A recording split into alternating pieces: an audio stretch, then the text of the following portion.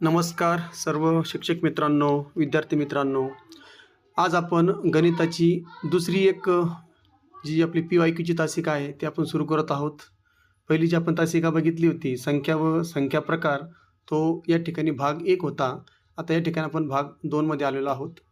तर या ठिकाणी आपण बघू शकता की 30 प्रश्न आपण सुरू करत आहोत. सर्वात लहान मूळ संख्या कोणती? हा आपला पहिला प्रश्न आहे. तर या ठिकाणी काही प्रश्न रिपीट सुद्धा होऊ शकतात. तर या ठिकाणी आपला सराव होणार आहे. तर हा प्रश्न अगोदर झालेला आहे. सर्वात लहान मूळ संख्या कोणती असा प्रश्न आहे. तर या ठिकाणी सर्वात लहान मूळ संख्या ही एकमेव आहे, ती म्हणजे 2 ही सर्वात लहान मूळ संख्या आहे आणि विशेष म्हणजे ती समसुद्धा आहे. त्यानंतर दुसरा प्रश्न आहे, पहिल्या 5 क्रमवार नैसर्गिक संख्यांची सरासरी किती येईल? असा प्रश्न आहे. पहिल्या 5 क्रमवार नैसर्गिक संख्या. आता सुरुवात करायची, नैसर्गिक संख्येची सुरुवात होती 1 पासून. मग त्यापुढे आपल्याला कितीपर्यंत जायचं आहे? 5 पर्यंत जायचं आहे. म्हणजे 1, 2, 3, 4 आणि 5 पर्यंत. यांची जर आपण बेरीज केली तर यांची बेरीज होते 15 आणि 15ला जर आपण एकूण किती संख्या आहेत? 5. मग 15ला जर 5 भागलं तर उत्तर 3 येतं. कारण सरासरी म्हणजेच काय? दिलेल्या सर्व संख्यांची बेरीज करायची आणि जेवढ्या संख्या आहेत त्या संख्येनं त्या ठिकाणी आपण त्याला भागायचं. म्हणजे या ठिकाणी 1 ते 5 पर्यंत 5 संख्या आहे, त्याची बेरीज झाली 15 आणि त्याला 5 भागलं, उत्तर आलं 3. म्हणून योग्य या प्रश्नाचा पर्याय आहे पर्याय क्रमांक C 3. पुढचा प्रश्न 2 अंकी सर्वात मोठी मूळ संख्या विचारलेली आहे. आता हा प्रश्न सुद्धा रिपीट झालेला आहे, मागच्या व्हिडिओमध्ये आपण बघितलं होतं. तर या ठिकाणी लक्षात ठेवायचं, सर्वात मोठी मूळ संख्या जी आहे ती 97 आहे. पर्याय क्रमांक C 97 हे या प्रश्नाचे योग्य उत्तर आहे. त्यानंतर प्रश्न चौथा तो बघूया आपण. 2 अंकी जो आहे आपला खालीलपैकी कोणती संख्या परिमेय संख्या आहे? या ठिकाणी काय विचारलं आहे? खालीलपैकी कोणती संख्या परिमेय संख्या. आता परिमेय संख्या ओळखायची आहे. तर बघा, वर्गमुळात 2 ही अपरिमेय संख्या आहे. त्याच्यानंतर पाय ही सुद्धा या ठिकाणी अपरिमेय संख्या आहे आणि सगळ्यात शेवटची वर्गमुळात 3 ही सुद्धा अपरिमेय संख्या आहे. मग C जो पर्याय उरला दशांश चिन्ह 5, याला आपण 5/10 असं पण लिहू शकतो आणि ती परिमेय संख्या आहे. म्हणून पर्याय क्रमांक C 5/0.5 ही आपली या ठिकाणी योग्य उत्तर त्याचं होणार आहे. त्यानंतर प्रश्न क्रमांक 5कडे जाऊया. 0 ही संख्या कोणत्या प्रकारची आहे? तर आपल्याला माहिती आहे शून्यापासून जर संख्या समूहाला सुरुवात झाली तर ती पूर्ण संख्या असते. म्हणून पर्याय क्रमांक A पूर्ण संख्या हे या प्रश्नाचं योग्य उत्तर आहे. त्यानंतर प्रश्न 6 बघूया आपण. क्रमवार 2 समसंख्यांचा मसावी नेहमी किती असतो? बघा, कोणत्याही 2 क्रमवार समसंख्यांमध्ये 2चा फरक असतो आणि त्या दोन्ही संख्येला 2 भाग जातो. म्हणून उत्तर आहे त्याचं C 2 हे या प्रश्नाचे योग्य उत्तर आहे. त्यानंतर प्रश्न 7 बघूया. -5 आणि 3 यांच्यातील फरक विचारलेला आहे. बघा, गोंधळून जायचं नाही. आता -5 आणि 3 म्हणजे वजाबाकी विचारलेली आपल्याला. मग या ठिकाणी -5 आणि -3. आता वजा काय होतं? तर वजा या ठिकाणी अधिक होतं. म्हणजे या ठिकाणी आपल्याला त्यांची बेरीज करावी लागेल. म्हणून 5 अधिक 3 यांचं उत्तर येतं, बेरीज येते 8. म्हणून पर्याय क्रमांक C 8 हे या प्रश्नाचं योग्य उत्तर होणार आहे.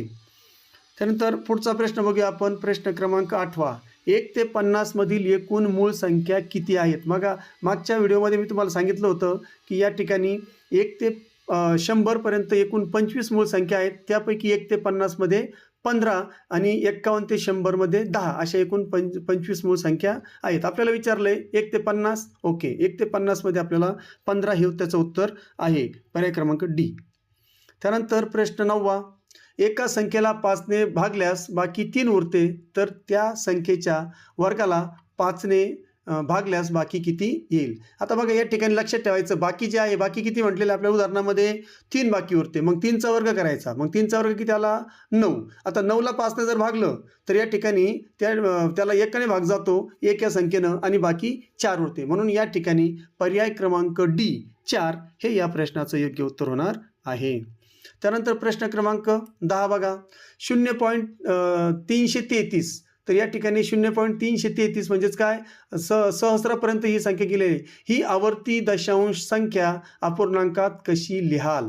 तर या ठिकाणी आपल्याला हे दशांश अपूर्णांकात आहे, व्यवहार्य अपूर्णांकात ते आपल्याला कसं लिहिता येईल हे आपल्याला विचारलेलं आहे. तर बघा यामध्ये पर्याय क्रमांक बी बघा 1/3. आता 3 जर एकाला जर भागलं तर या ठिकाणी त्याचं उत्तर 0.333 पुढे कितीपर्यंत जाऊ शकतो आपण, याचा अर्थ 0.333. तर आपण जास्तीत जास्त 2 किंवा 3 स्थळापर्यंत या ठिकाणी भाग देत असतो, म्हणून पर्याय क्रमांक बी 1/3 हे या प्रश्नाचं योग्य उत्तर होणार आहे. त्यानंतर प्रश्न क्रमांक 11 बघूया. जर x ही विषम संख्या असेल तर खालीलपैकी समसंख्या कोणती? आता लक्षात ठेवायचं, विषम संख्या आणि समसंख्यामध्ये फक्त 1चा फरक असतो. मग जर x ही जर या ठिकाणी विषम संख्या आहे तर त्याला अधिक 1 करा, x अधिक 1 म्हणजेच काय, या ठिकाणी समजा 3 ही विषम संख्या आहे, मग 3च्या पुढची त्या ठिकाणी किती मिळावं लागेल आपल्याला, 3 मध्ये 1 मिळावं लागेल, आपल्याला समसंख्या मिळेल. मग या ठिकाणी x ही जर विषम संख्या असेल तर त्याला फक्त 1 न बेरीज करायची आहे, म्हणजे x अधिक 1 हे आपलं या ठिकाणी योग्य उत्तर होईल. पर्याय क्रमांक सी x अधिक 1 हे या प्रश्नाचं योग्य उत्तर होणार आहे. चला त्याच्यानंतर प्रश्न क्रमांक 12 बघूया. 2 अंकी लहानात लहान संयुक्त संख्या कोणती? बघा 2 अंकी विचारलेली, मागच्या व्हिडिओमध्ये आपल्याला त्यांनी काय विचारलं होतं, 1 अंकी विचारली होती, आता 2 अंकी. मग 2 अंकी संख्येला सुरुवात होते 10 पासून, आणि 10 ही काय आहे, संयुक्त संख्या आहे, कारण 10 या संख्येला 10 पण भाग जातो, 1 पण भाग जातो, 2 पण भाग जातो, 5 भाग जातो. म्हणजेच 1 आणि ती संख्या सोडून जर इतरही संख्येने भाग जात असेल तर त्याला आपण संयुक्त संख्या म्हणतो. मग आता 10 ही 2 अंकी पण आहे आणि सगळ्यात लहान पण आहे, म्हणून आपला पर्याय आहे पर्याय क्रमांक डी 10. त्यानंतर पुढचा प्रश्न बघा, प्रश्न क्रमांक 13. 12च्या पहिल्या 5 पटींची बेरीज किती? आता 12च्या पहिली 5 पट म्हणजे 12चा पाडा 5 पर्यंत म्हणायचा. 12 1 12, 12 2 24, 12 3 36, 12 4 48, 12 5 60. मग या सगळ्यांची जर बेरीज आपण केली, जर पटकन बेरीज करता येत असेल तर त्याची बेरीज येते 180. पर्याय क्रमांक डी हे त्या प्रश्नाचं योग्य उत्तर आहे. त्यानंतर पुढे बघा प्रश्न क्रमांक 14. खालीलपैकी कोणती जोड मूळ संख्यांची जोडी नाही? आता लक्षात ठेवायचं, जोडमूळच्या संख्या असतात त्या दोन्ही काय असल्या पाहिजे, मूळ संख्या असल्या पाहिजेत, आणि त्यामध्ये 2चा फरक असला पाहिजे. मग 17 आणि 19 काय आहे, ही जोडमूळ संख्या आहे, दोन्ही पण त्या ठिकाणी मूळ संख्या आहे आणि दोघांमध्ये पण 2चा फरक आहे. ओके. पर्याय क्रमांक बी बघा, 11 आणि 13 दोन्ही पण मूळ संख्या आहे, दोघांमध्ये 2चा फरक आहे, ती सुद्धा मूळ संख्या आहे. ओके. त्यानंतर 3 आणि 5 ही सुद्धा आहे बघा, 3 आणि 5 दोन्ही पण मूळ संख्या आहे, दोघांमध्ये या ठिकाणी 2चा फरक आहे, म्हणजे ए बी सी ह्या तीनही जोडमूळ संख्या आहेत. मग विचारलेलं आहे कोणती नाही, मग डी 23 आणि 25 ही या ठिकाणी जोडमूळ संख्या नाही, कारण 23 आणि 25 काय आहे, ही संयुक्त संख्या आहे, म्हणजे या ठिकाणी डी हे आपल्या प्रश्नाचं योग्य उत्तर आहे. त्यानंतर प्रश्न क्रमांक 15.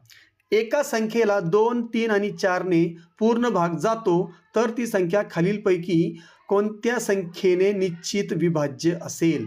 मग आता या ठिकाणी बघायचं, ह्या ज्या दिलेल्या 24, 6, 8, 12 म्हणजे 2, 3 आणि 4 ज्या संख्येला पूर्ण भाग जातो ती संख्या खालीलपैकी कोणत्या संख्येने विभाज्य असेल? मग आता अशी कोणती संख्या शोधायची आहे, तर काय करायचं, अशा वेळी आपल्याला 2, 3 आणि 4 यांचा लसावी काढायचा. मग 2, 3 आणि 4 यांचा लसावी येतो 12. मग आता ज्याचा 12 जर लसा येतो याचा अर्थ 12 संख्येनं निश्चित त्या संख्येला भाग जाईल, म्हणून पर्याय क्रमांक डी 12 हे या प्रश्नाचं योग्य उत्तर आहे. त्यानंतर पुढे जाऊया आपण, प्रश्न क्रमांक आपला आहे 16वा. तर 4507 या संख्येत 5ची स्थानिक किंमत काय आहे? अगदी सोपा प्रश्न बघा. 5 कितव्या स्थानात येतो, कोणाच्या घरात आहे, शतकाच्या. मग 5च्या पुढे 2 शून्य ठेवून द्यायचे, म्हणजे याचा अर्थ 500 म्हणजेच 500 ही त्या 5ची योग्य स्थानिक किंमत आहे. पर्याय क्रमांक ए 500 हे या प्रश्नाचं योग्य उत्तर आहे. चला पुढे प्रश्न क्रमांक 17. 2 विरुद्ध संख्यांची बेरीज नेहमी किती असते? बघा, विरुद्ध संख्यांची बेरीज, तर 2 विरुद्ध संख्यांची बेरीज नेहमी 0 असते. म्हणजेच एखादं उदाहरण घ्या, 5 आणि त्याची विरुद्ध संख्या -5, 5 - 5 यांची उत्तर आलं 0, म्हणून 2 विरुद्ध संख्यांची बेरीज नेहमी 0 असते. पर्याय क्रमांक सी. त्यानंतर प्रश्न 18वा बघा. सर्वात लहान पूर्ण संख्या कोणती, असा प्रश्न आहे. आता सर्वात लहान पूर्ण संख्या विचारलंय आणि पूर्ण संख्येची सुरुवात होते कितीपासून, 0 पासून. मग सगळ्यात लहान कोणतं झालं, 0. कुठं आहे 0? तर पर्याय क्रमांक डी 0 हे या प्रश्नाचं योग्य उत्तर आहे. त्यानंतर प्रश्न 19वा. खालीलपैकी कोणती संख्या 3 ने पूर्णतः विभाज्य आहे? आता कोणती संख्या, मग 3ची कसोटी आठवा. मग 3ची कसोटी काय सांगते, दिलेल्या संख्येच्या जेवढे अंक आहेत त्या अंकांची बेरीज करायची आणि त्या अंकांच्या बेरजेला जर 3 पूर्ण भाग जात असेल तर ती 3 विभाज्य आहे. मग आता बघा या ठिकाणी 5 आणि 2 7 म्हणजे ए पर्याय होऊ शकत नाही. त्याच्यानंतर बीचं बघा 4 आणि 2 6 आणि खालचे जर मला वाटतं खालचे करायची गरजच नाही. या ठिकाणी 4 5 6 बी पर्याय क्रमांक बी बघा, त्याची बेरीज येते 6 आणि 411ला 6 भाग जातो. म्हणून या ठिकाणी 411 बी हे या प्रश्नाचे योग्य उत्तर आहे. पुढं प्रश्न क्रमांक 20. एका संख्येतून तिची 1/3 पट म्हणजे 1/3 पट वजा केल्यास 20 उरतात, तर ती संख्या कोणती? आता 30ची 1/3 पट जी बघितली आपण तर या ठिकाणी 10 येते. लक्षात ठेवायचं बघा 30ची, कारण आपल्याला या ठिकाणी पटपट करायचं असतं. 30ची 1/3 पट 10 आहे. मग आता ती जर बघितलं आपण मग 30मधून 10 जर आपण वजा केले तर या ठिकाणी 20 उत्तर होतं. म्हणजेच पर्याय क्रमांक सी 30 हे या प्रश्नाचं योग्य उत्तर आहे. चला पुढचा प्रश्न बघूया आपण. प्रश्न क्रमांक 21. 2 सहमूळ संख्यांचा लसावी हा त्यांच्या टिंबटिंब इतका असतो. आता सहमूळ संख्या लक्षात ठेवायच्या. सहमूळ म्हणजेच काय, त्यामधली एक जी असते की नाही ती म्हणजे या 2 ज्या संख्या असतात ना, या 2च्या मूळ संख्या असल्या पाहिजे असं काही नाही. या ज्या 2 सहमूळ संख्या ह्या कोणत्या पण असू शकतात. लक्षात ठेवायचं कोणत्या पण असू शकतात. पण यांच्यामध्ये काय असतं, त्यांचा नियम काय सांगतो, सहमूळ संख्या म्हणजे काय असतात, तर या दोघांनाही फक्त एकमेव फक्त एकच अशी संख्या आहे, एक या अंकानंच फक्त भाग जातो. अशा कोणत्याही 2 तुम्ही संख्या घ्या त्या सहमूळ संख्या असतात आणि यांचा जो लसावी असतो तो त्यांच्या गुणाकारा इतका असतो. मग तू कोणती संख्या घ्या, उदाहरणार्थ 10 घ्या आणि 11 घ्या किंवा 10 घ्या 77 घ्या. या ठिकाणी त्या दोघांचा गुणाकार जर तुम्ही केला तर त्या ठिकाणी त्यांच्या गुणाकारा इतका त्यांचा लसावी असतो. म्हणून पर्याय क्रमांक बी गुणाकारा हा या ठिकाणी त्याचा योग्य पर्याय आहे. त्यानंतर प्रश्न क्रमांक 22कडे जाऊया. पहिल्या 10 नैसर्गिक संख्यांची बेरीज किती येईल? आता पहिल्या 10 नैसर्गिक संख्यांची बेरीज जी आहे त्या ठिकाणी आपल्याला सूत्र आहे, त्या सूत्रानुसार आपल्याला सोडवावं लागेल. सूत्र काय सांगतंय तर त्या ठिकाणी आपलं जे सूत्र आहे, पहिली संख्या अधिक शेवटची संख्या भागिले 2 गुणिले एकूण संख्या. मग आता पहिली संख्या आपली 1 आहे, त्याच्यानंतर शेवटची संख्या 10 आहे. मग 1 अधिक 10 आणि छेद 2 11/2 गुणिले 10. मग या ठिकाणी आपण 2ने त्याचा गुणाकार करूया. 11 आणि 10 110. मग 110ला 5नं भागलं 2नं भागलं तर त्या ठिकाणी उत्तर येतं 55. मग या ठिकाणी 55 कुठं आहे तर 55 आहे डी. तर या ठिकाणी पर्याय क्रमांक 55 डी हे या प्रश्नाचं योग्य उत्तर होणार आहे. तर या ठिकाणी तुम्ही सूत्र लक्षात ठेवायचं, n कंसामध्ये n अधिक 1/2 हे सूत्र या ठिकाणी लक्षातच ठेवायचं आहे. तर या ठिकाणी हे जर सूत्र तुम्ही लक्षात ठेवलं तर तुमचं या ठिकाणी उत्तर निघतं. आणि n जो असतो तो n या ठिकाणी काय असतो लक्षात ठेवायचं, n हे काय असतो पाया असतो लक्षात ठेवायचं आहे. चला पुढे जाऊया आपण. नाहीतर मी जे पहिले जे सूत्र सांगितलं ते सूत्र सगळ्यांना लक्षात ठेवा.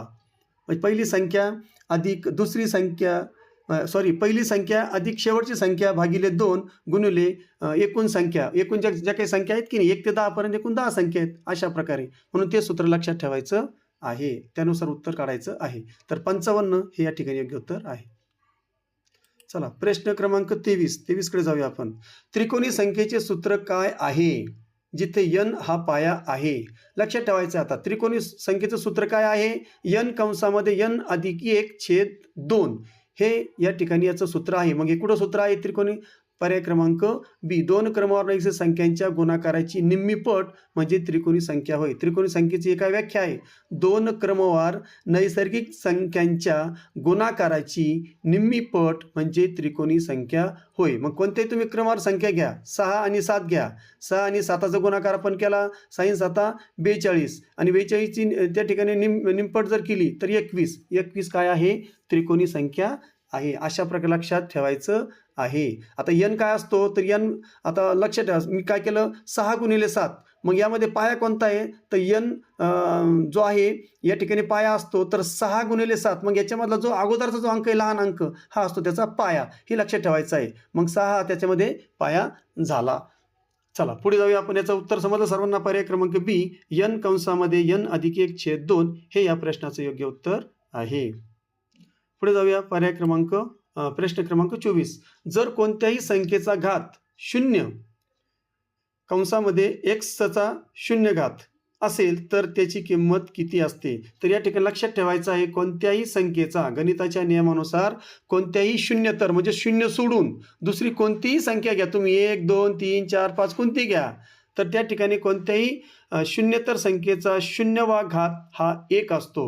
मग त्याचं जर डोक्यावर जर त्याच्या 0 असेल तर त्याचं उत्तर किती लिहायचं आपल्याला? 1 लिहायचं आहे. म्हणून या ठिकाणी पर्याय क्रमांक सी 1 हे या प्रश्नाचं योग्य उत्तर आहे. पुढे जाऊया. प्रश्न क्रमांक 25 2/5 ची गुणाकार व्यस्त संख्या. अगदी सोपा आहे बघा. 2/5चा गुणाकार व्यस्त 5/2. फक्त अंशाच्या ठिकाणी छेद आणि छेदाच्या ठिकाणी अंश, फक्त उलटपालट करायची आहे. मग 2/5चा गुणाकार व्यस्त 5/2 आणि यांचा दोघाचा गुणाकार नेहमी किती असतो? म्हणजे 1 असतो. लक्षात ठेवायचं आहे. गुणाकार व्यस्तांचा गुणाकार किती असतो? 1. त्याचं उत्तर येत असतं. चला, पर्याय क्रमांक बी 5/2 हे या प्रश्नाचं योग्य उत्तर आहे. पुढचा प्रश्न क्रमांक 26. पाया 6 असलेल्या त्रिकोणी संख्येचा पुढील पाया 7 असणारी त्रिकोणी संख्या कोणती? बघा, मी तुम्हाला म्हटलं या ठिकाणी सूत्र n कंसामध्ये n अधिक 1/2. यामध्ये तुम्ही काय करायचं आहे आता? पाया पुढचा त्यांनी काय म्हटलंय? पाया 6 असलेल्या त्रिकोणी संख्येचा पुढील पाया 7 असणारी. मग आता 6 हे फसवण्यासाठी दिलेलं आहे. पाया किती आहे? 7. म्हणजे 7 गुणिले त्याची पुढची संख्या आहे 8. 7 गुणिले 8/2. मग या ठिकाणी त्याचं उत्तर किती येतं? बघितलं तुम्ही, 7 8 56. 56 भागिले 2. मग 56ला जर 2 भागलं तर उत्तर आलं 28. मग या ठिकाणी 7 जो काही त्रिकोणी संख्येचा जर पाया असेल तर त्याचं उत्तर किती आहे? 28. म्हणून प्रश्न क्रमांक 26चं योग्य उत्तर आहे पर्याय क्रमांक ए 28 हे या प्रश्नाचं योग्य उत्तर आहे. पुढे जाऊया आपण. प्रश्न क्रमांक 27. कंसामध्ये -1चा समघात केल्यास उत्तर काय येईल? तर या ठिकाणी लक्षात ठेवायचं आहे, ऋण संख्येचा समघात नेहमी धन असतो. ऋण संख्येचा समघात आहे की नाही? आपल्याला समघात विचारला आहे. कोणती ऋण संख्या असो तिचा समघात हा नेहमी धन संख्या असतो. ऋण संख्या कधीच नसतो. म्हणून -1चा समघात केल्यास त्याचं उत्तर 1च येणार आहे. मग त्या ठिकाणी धन 1 उत्तर कुठं आहे? पर्याय क्रमांक बी 1 हे त्याचं योग्य उत्तर आहे. प्रश्न क्रमांक 28 कडे जाऊया. 2 अंकी सर्वात लहान मूळ संख्या आणि सर्वात मोठी 1 अंकी मूळ संख्या यांचा गुणाकार किती? बघा, 2 अंकी सर्वात लहान मूळ संख्या जी आहे, 2 अंकी सर्वात लहान मूळ संख्या कोणती? मग 2 अंकी सर्वात लहान मूळ संख्या आहे 11. आणि पुढचं काय आहे? सर्वात मोठी 1 अंकी मूळ संख्या. मग 1 अंकी सर्वात मोठी संख्या आहे 7. 11 7 77. प्रश्न क्रमांक 28चं योग्य उत्तर आहे पर्याय क्रमांक बी 77. प्रश्न क्रमांक 29. 8888 या संख्येत डावीकडील 8ची स्थानिक किंमत उजवीकडील 8च्या स्थानिक किमतीच्या किती पट आहे? आता या ठिकाणी आपल्याला सर्वात डावीकडील सर्वात उजवीकडील असं विचारलेलं नाही, पण डावीकडे म्हटलं की मग सगळ्यात शेवटचा जो हजाराच्या घरात अंक आहे तो 8 लक्षात ठेवायचा आहे. आणि उजवीकडे म्हणजे एकक स्थानी जो अंक आहे 8 तो लक्षात ठेवायचा आहे. मग आता 8000 आणि 8 आता आपल्याला वजाबाकी नाही विचारलेली, तर या ठिकाणी त्यांची पट विचारलेली किती पट आहे? तर त्या ठिकाणी 1000 पट. कारण 8च्या 1000 पट 8 म्हणजे 8ला जर 1000 ने गुणलं तर त्या ठिकाणी उत्तर ते येणार आहे 8000. म्हणून त्यांच्यामध्ये जे पट आहे ती 1000 पट. मग 1000 पट कुठं आहे? पर्याय क्रमांक ए 1000 पट हे याचं योग्य उत्तर आहे. पुढचा प्रश्न लास्ट प्रश्न बघूया आपण. 1 ते 100 संख्यांमध्ये 0 अंक किती वेळा आलेला हे मात्र तुम्हाला पाठ करून ठेवायचं आहे. बघा, या ठिकाणी स्पष्टीकरण देणार आहे मी. 11 याचं उत्तर आहे 11. आता स्पष्ट कसं? बघा, 10 20 30 40 50 60 70 80 90 इथपर्यंत एकदा 0 आलेला आहे म्हणजे 9 वेळा झालं. आणि 100 मध्ये 2दा 0 आलेला आहे म्हणजे 9 2 झाले 11. असं 11 वेळेस आलेला हे मात्र पाठ करून ठेवायचं आहे. चला, या ठिकाणी आपली आजची ही जी काही PYQ होती 30 प्रश्नाची ती या ठिकाणी संपलेली आहे. जर काही शंका असतील तर व्हिडिओ तुम्ही डबल बघू शकता. वेळ पडली तर त्या ठिकाणी गुगलची तुम्ही मदत घेऊ शकता. आणि हा जो व्हिडिओ आहे हा व्हिडिओ तुम्हाला जर आवडला असेल तर नक्की लाईक करा, शेअर करा, चॅनलला सबस्क्राईब करा आणि येणाऱ्या सगळ्या विषयाच्या व्हिडिओ पाहण्यासाठी PYQ पाहण्यासाठी चॅनलशी कनेक्ट राहा. पुन्हा भेटूया आपण लवकरच. जय हिंद, जय महाराष्ट्र.